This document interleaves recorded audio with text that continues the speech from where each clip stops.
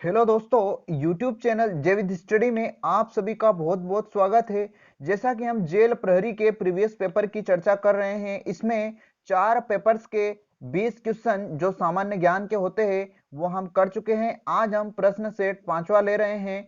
ये जो प्रश्न सेट है ये 1 अक्टूबर का है, दूसरी शिफ्ट का प्रश्न है, जिसमें 20 ऐसे महत्वपूर्ण प्रश्न होंगे जो कि हमारी जो अगली परीक्षा है जेल प्रहरी की उसके लिए महत्वपूर्ण हो सकते हैं, या हम वो अंदाजा लगा सकते हैं कि पेपर किस प्रकार आ रहा है, किस टॉपिक से कितने प्रश्न पूछे जा रहे हैं, किस सब्जेक्ट से ज्यादा क्वेश्चनों का वेटेज है।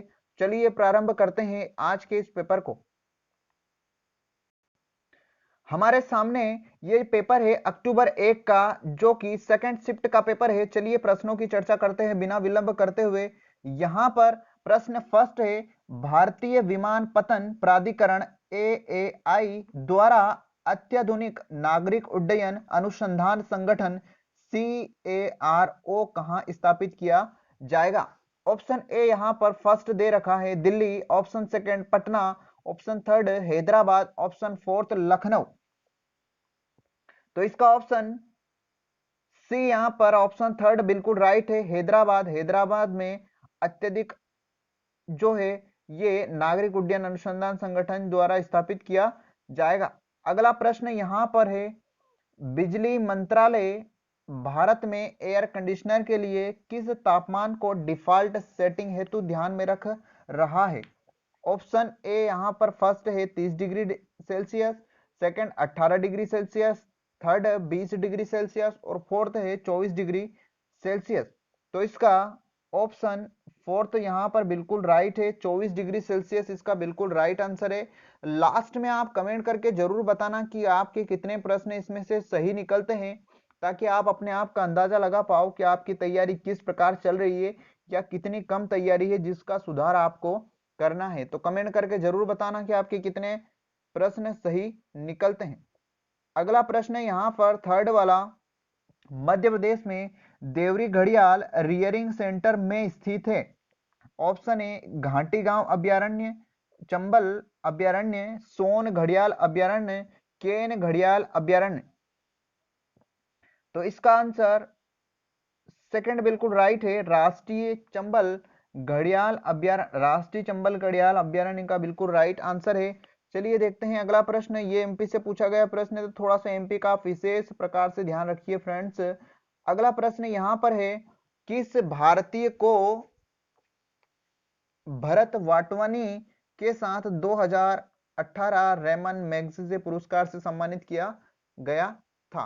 एक तो भरत वाटवानी था, दूसरा हमें पता करना है कि कौन था। ऑप्शन फर्स्ट यहां पर अंजू गुप्ता, सेकंड संजीव चतुर्वेदी, थर्ड दीप जोशी और फोर्थ है सोनम वांगचुक। तो इसका ऑप्शन फोर्थ बिल्कुल राइट है, सोनम वांगचुक, जिसको 2018 में भरत वाटवानी के साथ रेमन मैगसेसे पुरस्कार मिला था। तो आप लोगों को कमेंट करके जरूर बताना है कि 2019 में रेमन मैगसेसे किस भारतीय व्यक्ति को मिला। 2018 में रेमन मैगसेसे पुरस्कार किस भारतीय व्यक्ति को मिला, तो जरूर कमेंट करके आप बताना। अगला फिफ्थ प्रश्न यहां पर है, ओलंपिक पदक जीतने वाली प्रथम भारतीय महिला कौन थी। ओलंपिक पदक जीतने वाली प्रथम भारतीय महिला, option first Karnam Malleswari, option second Sakshi Malik, option third PV Sindhu, option fourth Saina Nehwal. तो इसका ऑप्शन फर्स्ट यहां पर बिल्कुल राइट है, कर्णम मल्लेश्वरी जो थी वो प्रथम भारतीय व्यक्ति थी जिसने ओलंपिक पदक जीता था। तो ये विविध का प्रश्न है, तो आप विविध पे थोड़ा सा फोकस करिए। विविध दोस्तों अगर आपको पढ़ना है तो आप ल्यूसेंट की बुक से अच्छे से पढ़ सकते हैं। अगला प्रश्न है यहाँ पर सिक्स्थ वाला, मध्य प्रदेश में विदिशा क्षेत्र का नाम किस प्रसिद्ध सम्राट की पत्नी के नाम पर रखा गया है। विदिशा क्षेत्र, तो ऐसे सम्राट का इसमें से चयन करना है जिसकी पत्नी विदिशा क्षेत्र से थी और उनका नाम उसी क्षेत्र के आधार पर, उस क्षेत्र का नाम उनके नाम के आधार पर रखा गया है। तो गौतमी पुत्र शतकर्णी, औरंगजेब, अकबर, अशोक। इसका ऑप्शन फोर्थ यहां पर बिल्कुल राइट है, अशोक की जो पत्नी थी उनके नाम के आधार पर विदिशा क्षेत्र का नाम रखा गया है, अशोक की पत्नी के। अगला प्रश्न यहां पर सेवंथ वाला, विदिशा में हेलियोडोरस स्तंभ किस भगवान को समर्पित है। हेलियोडोरस स्तंभ है ये किस भगवान को समर्पित है? ऑप्शन फर्स्ट भगवान विष्णु, ऑप्शन सेकंड भगवान सूर्य, ऑप्शन थर्ड भगवान इंद्र और फोर्थ है भगवान शिव। इसका ऑप्शन ए बिल्कुल राइट है, भगवान विष्णु। तो ये जो हेलियोडोरस का स्तंभ है भगवान विष्णु को समर्पित है। अगला प्रश्न यहाँ पर 8th वाला, सिंचाई, बाढ़ नियंत्रण और बहुउद्देशीय परियोजनाओं का तकनीकी आर्थिक मूल्यांकन द्वारा किया जाता है। फर्स्ट विज्ञान और प्रौद्योगिकी मंत्रालय, सेकंड नवीन और नवीकरणीय ऊर्जा मंत्रालय, थर्ड पेयजल और स्वच्छता मंत्रालय, फोर्थ केंद्रीय जल आयोग। इसका ऑप्शन फोर्थ यहाँ पर बिल्कुल राइट है, केंद्रीय जल आयोग। इस केंद्रीय जल आयोग द्वारा सिंचाई, बाढ़ नियंत्रण और बहुउद्देशीय तकनीकों का आर्थिक मूल्यांकन द्वारा आयोजित किया जाता है। अगला प्रश्न यहाँ पर 9th वाला है, किस अनुसूची में संविधान द्वारा मान्यता प्राप्त भाषाओं का उल्लेख है? मतलब 22 भाषाएं जो हैं संविधान में, उन 22 भाषाओं का उल्लेख किस अनुसूची में ये पूछा गया है? फर्स्ट यहाँ पर है 7वीं अनुसूची, सेकंड 9वीं अनुसूची, थर्ड 6वीं अनुसूची और फोर्थ है 8वीं अनुसूची। तो इसका ऑप्शन यहाँ पर फोर्थ बिल्कुल राइट है, 8वीं अनुसूची में 22 भाषाओं का उल्लेख है। तो संविधान से प्रश्न पूछा गया है। अगला यहाँ पर 10th क्वेश्चन से, मई 2018 में केंद्र सरकार ने राष्ट्रीय मानसिक स्वास्थ्य पुनर्वास संस्थान NIMHR की स्थापना को किस शहर में मंजूरी दी? तो ये करंट अफेयर का प्रश्न है, तो इसका हमें सही आंसर चुनना है। Option first Indore, second Jabalpur, third Gwalior और फोर्थ भोपाल। इसका यहाँ पर राइट आंसर है फोर्थ भोपाल। भोपाल बिल्कुल राइट आंसर है इसका। अगला प्रश्न है 11th वाला,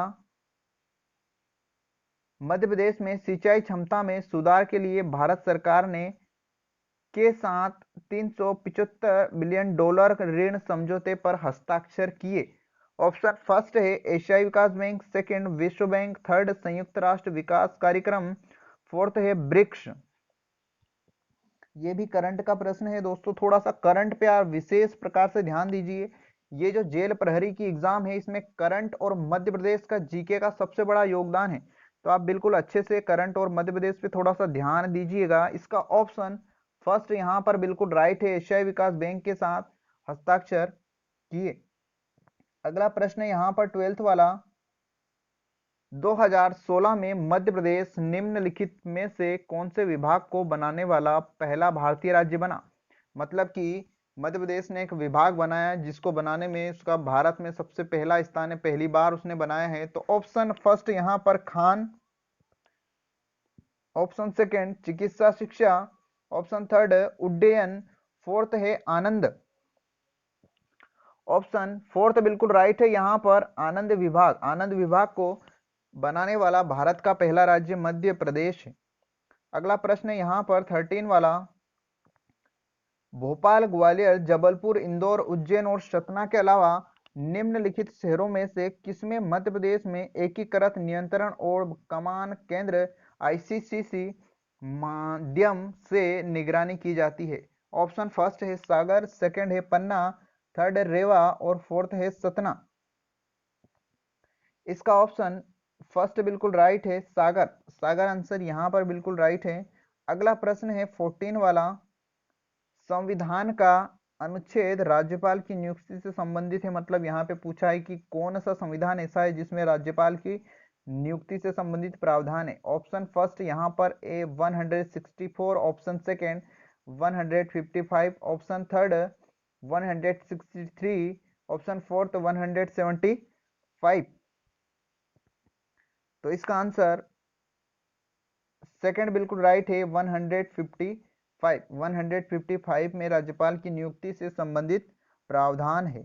अगला प्रश्न यहाँ पर 15 वाला प्रश्न है, मध्य प्रदेश में उस स्थान का नाम बताएं जहां युद्ध स्मारक शौर्य स्मारक का उद्घाटन किया गया है। शौर्य स्मारक का उद्घाटन आपको अच्छे से मुझे लगता है ये प्रश्न याद होगा। ऑप्शन फर्स्ट यहाँ पर इंदौर है, सेकंड जबलपुर, थर्ड भोपाल और फोर्थ है सतना।